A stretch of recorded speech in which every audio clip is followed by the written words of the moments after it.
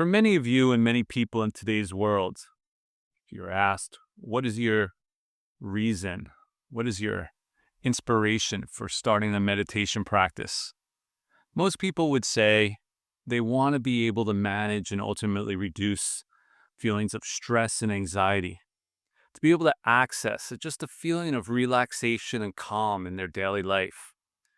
The modern world is an overstimulated place of just constant information. We're connected through our phones and work and social media and 24-hour news cycle.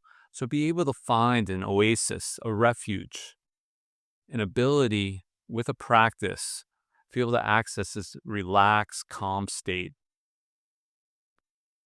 One key word that you're seeing being used a lot these days is what they call non-sleep deep rest. And that's kind of what we're looking for through these practices in this first module. We're looking to get into a very deep, restful place without going to sleep. On a neurological level, that means we're calming down the nervous system.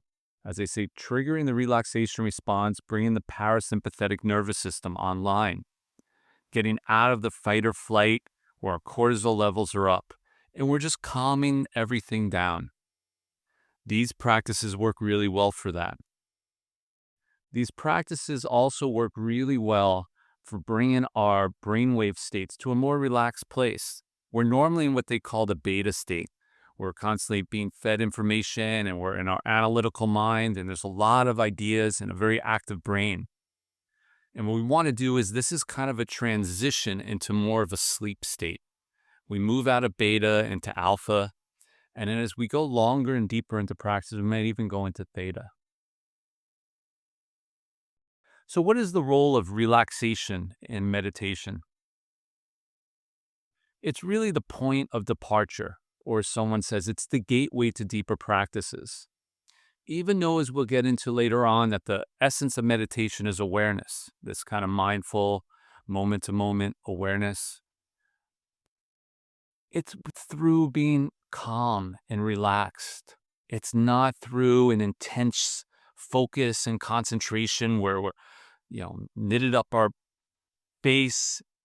It's a very calm, relaxed, open, and accepting way that we bring awareness into our moment-to-moment existence. Now, there are different ways that people use to kind of cultivate this really calm, relaxed state. Some people like to use sounds. A very popular one these days is with sound bowl meditations. But in this practice, what we're doing through these three practices is really bringing our awareness into the body. Most of us tend to be so much in our minds. We almost associate our awareness in who we are with our thoughts.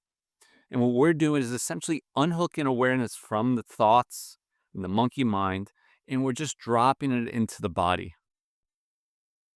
So we work with this, what they call a body scan, or the yoga nidra, where you're rotating your awareness through the body. And it works really, really well because we're essentially, as they say, giving the monkey mind something to do. So instead of it racing around with thoughts, it's like we unhook from these myriad thoughts that are constantly stimulated and going all over the place. And we just bring it to a different part of the body. And we just be with felt sensations. And you'll notice that will calm down the nervous system. It starts to slow down the brainwave states. And we just slow down and we enter this nice, calm state of awareness. On a practical level, I want to talk a bit about posture. In these first three practices that we use in this module on relaxation, we're going to be lying down on our backs. Now, most of us think, oh, okay, I know how to lie down on my back. A lot of people sleep that way. But it's a very rather specific way I want to bring this up. So I want you to be comfortable. And unlike more traditional meditations, it's even okay if you want to do these practices in bed. And in fact, we recommend using these practices before going to sleep as a transition between your normal everyday life and before then go into sleep. Find a nice kind of transition phase. So lying down on your back, I want to recommend three positions. One is classic, what they call in yoga savasana, where the legs are just out long and straight, kind of in the shape of a V with the feet splayed to the sides. Now, if you tend to not have any back issues whatsoever, this is a really comfortable way to lie down, and this is fine.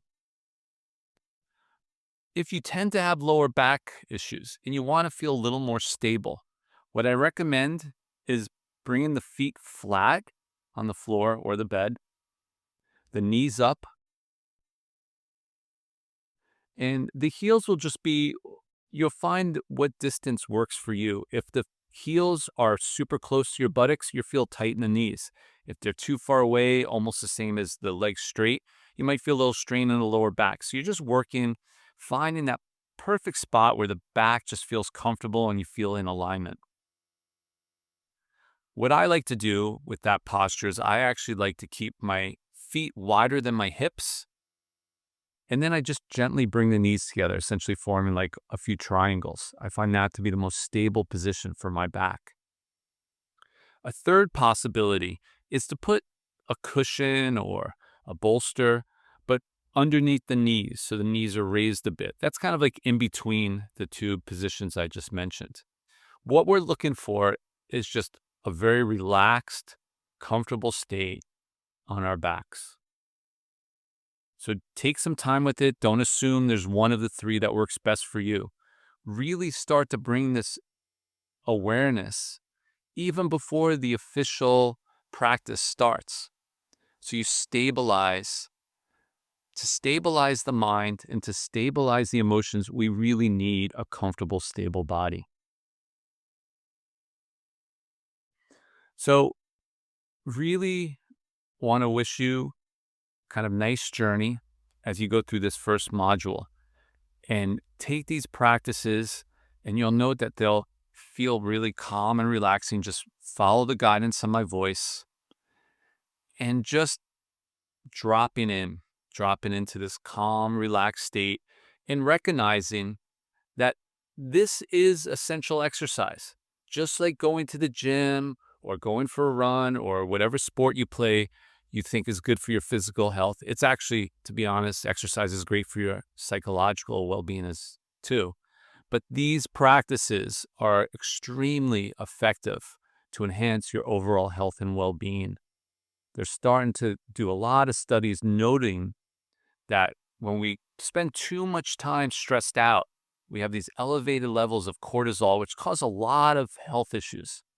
So being able to down-regulate, calming down the nervous system, dropping this active brainwave state is a necessary point of departure and something to just continue with for as long as you feel necessary, and something you could access anytime you feel the need to relax and calm down.